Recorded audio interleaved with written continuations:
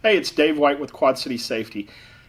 I'm here to talk real quick about the fact that, it's not 1995. So the traditional 6-foot lanyard that everybody's been working with for years and years and years, these things should go away over time.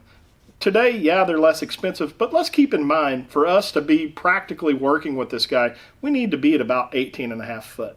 So with the fact that we have a 6-foot lanyard versus going to a self-retracting lifeline, which is an item that's very basic. So just like your seatbelt, there's a braking system that's meant to stop. Keep in mind that there's Class A and Class B, so the amount of distance that it takes to fall is limited to less than the 6 foot, to where fall clearances come down. So we have a lot of requirements, whether it's general industry or construction, where we start tying off at 4 or 6 feet, that make these devices unreal. You can't use them.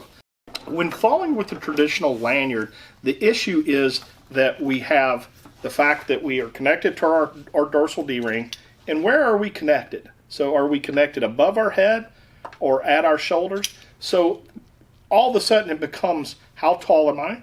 So then I fall, how tall I am. Then we have the fact that this is 6 foot long, so it's a 6-foot shock absorbing lanyard. Then this doesn't have a shock pack, but it has an elastomer shock pack here that this is going to rip out and again create more fall distance. So we're going to add another couple feet of fall distance in here, not to mention stretch in the webbing and harness.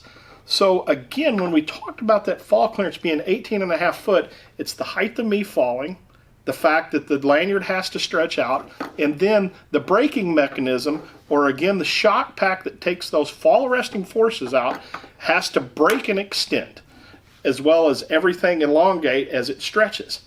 So again, that 18.5 foot fall clearance we can get away from that by again going with an SRL that is meant to, there's Class A's and Class B's. So when this brake engages, as we can see, this guy's 6 foot. How far did we extend that?